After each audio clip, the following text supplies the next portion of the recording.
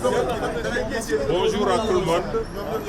Je suis Mamadou Ibra Kane, le président du patronat de la presse sénégalaise. Je suis accompagné par Maïmouna Ndour Faye, qui est PDG de la société 3M, en même temps directrice de la télévision 7TV. Nous devions, le Conseil des diffuseurs et éditeurs de presse du Sénégal, le CEDEPS, devait tenir aujourd'hui un point de presse sur la crise dans les médias sénégalais. Une crise qui ne fait qu'empirer depuis 300 jours que le nouveau régime est installé. Ça fait plus de 10 mois. Nous avons eu la grande surprise aujourd'hui, arrivé à la maison de la presse, de ne pas avoir accès à la salle de presse. Le directeur de la maison de la presse, que j'avais informé hier, comme on le fait habituellement, et il m'avait dit qu'il allait prendre les dispositions nécessaires et informer ses services. Malheureusement, et qu'il allait me revenir, il ne m'est pas revenu. Et aujourd'hui, ses propres services ont tenté de rentrer en contact avec lui, mais n'ont pas pu le joindre. Le résultat final, c'est qu'on interdit la maison de la presse au patronat de la presse. En réalité, tout cela s'inscrit dans la politique définie et orchestrée par le nouveau régime du président Bassirou Diomaye Diakhar Faye. Depuis plus de 10 mois maintenant, il y a une politique, une stratégie pour liquider la presse privée au Sénégal. Vous aviez suivi à l'époque, au niveau fiscal, le refus d'effacement fiscal octroyé aux entreprises de presse qui avaient subi de plein fouet la crise du Covid-19 et qui ne s'en sont toujours pas relevés. De la même manière, le nouveau régime a refusé les moratoires pour les entreprises de presse. Et s'en sont suivis des poursuites judiciaires qui ont abouti au blocage des comptes des entreprises. Donc, au niveau fiscal, il y avait une politique bien orchestrée. De la même manière, au niveau économique, on veut tuer les entreprises de presse privées. À commencer par le fait que l'État du Sénégal doit beaucoup d'argent, plusieurs milliards de francs CFA aux entreprises de presse privée, et l'État du Sénégal, sous le régime du président Diomaye, refuse de payer ce qu'il doit aux entreprises de presse.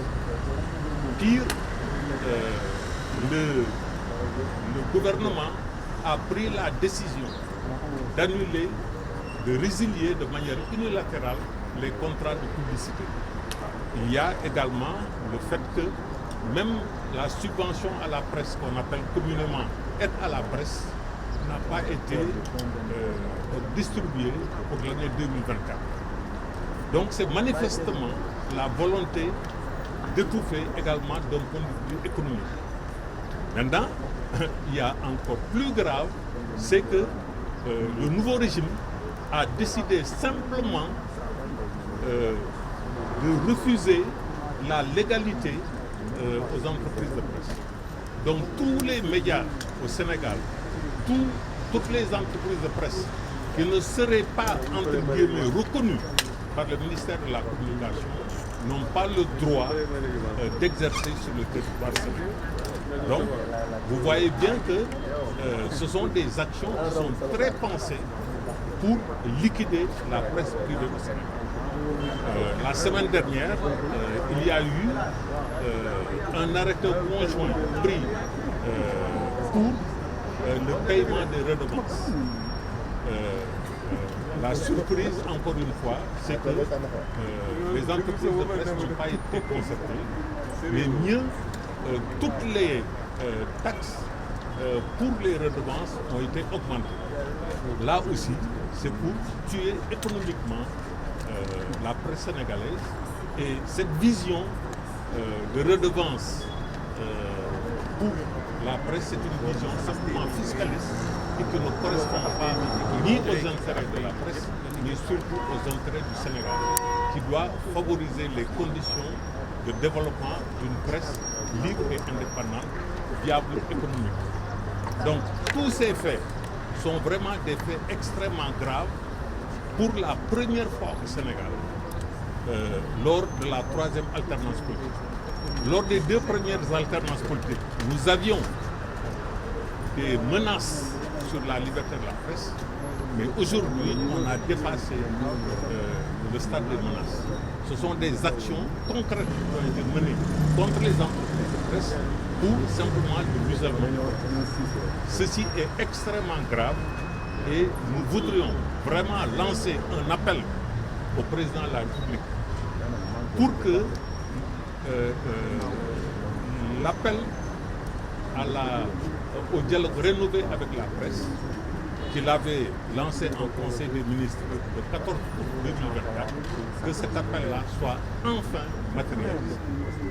Malheureusement, les 10 mois que nous avons vécu sous le nouveau régime attestent incontestablement d'un recul, d'une hypothèque sur la liberté de la presse et la liberté même d'entreprendre dans le secteur de la presse. Donc, nous lançons également un appel à tous les citoyens. Nous lançons un appel à l'ensemble de la société civile, à l'ensemble de notre élite politique, économique, intellectuelle, à nous, acteurs des médias, parce que cette situation-là concerne autant les entreprises de presse que les employés des entreprises de presse. Nous lançons donc un appel également aux partenaires du Sénégal pour que la tentative de musellement de la presse ne puisse aboutir. Il en va de la démocratie au Sénégal, il en va du développement du Sénégal et aucune politique de souveraineté ne pourra être couronnée de succès si la presse est réprimée. Encore une fois, nous avons eu ces mêmes positions. On ne peut pas nous attaquer sur le fait que nous défendons des positions de principe. Nous avons eu ces mêmes positions sous la première alternance avec le président Abdoulaye Wade. Nous avons eu les mêmes positions sous le président Macky Sall lors de la deuxième alternance. Aujourd'hui encore, nous sommes sur les mêmes positions. Donc, pour que la liberté de la presse, consacrée par la Constitution du Sénégal, soit garantie au Sénégal. Et quel que soit le régime en place, que la liberté de la presse ne puisse être remise en cause. Donc voilà l'appel que nous lançons. Et encore une fois, nous déplorons le fait des actions d'une bassesse incroyable. Nous refusons, en tant que patronat de la presse, à accéder à la Maison Blanche.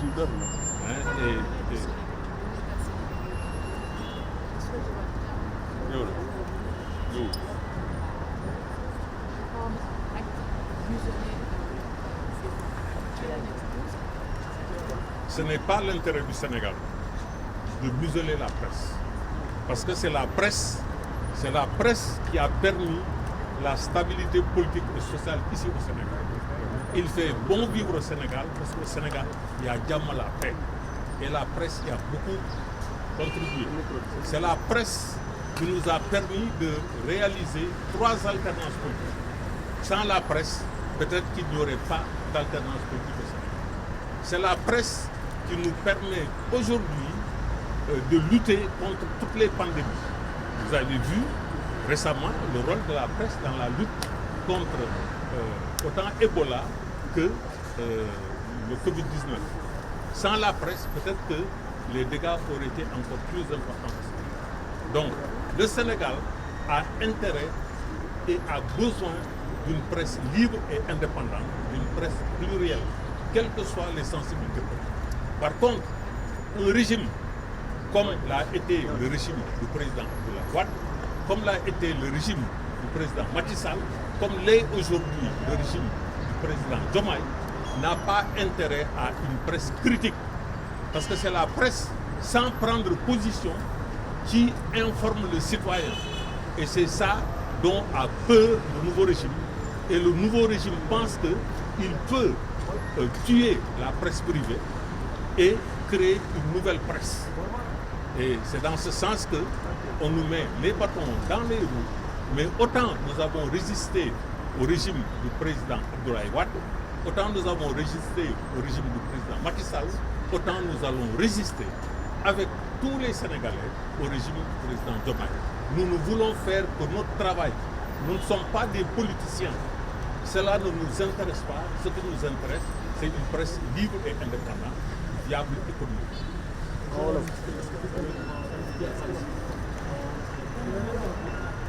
Oui, nous vous donnons rendez-vous ici même, à la Maison de la Presse, le mercredi prochain à 11h. Okay?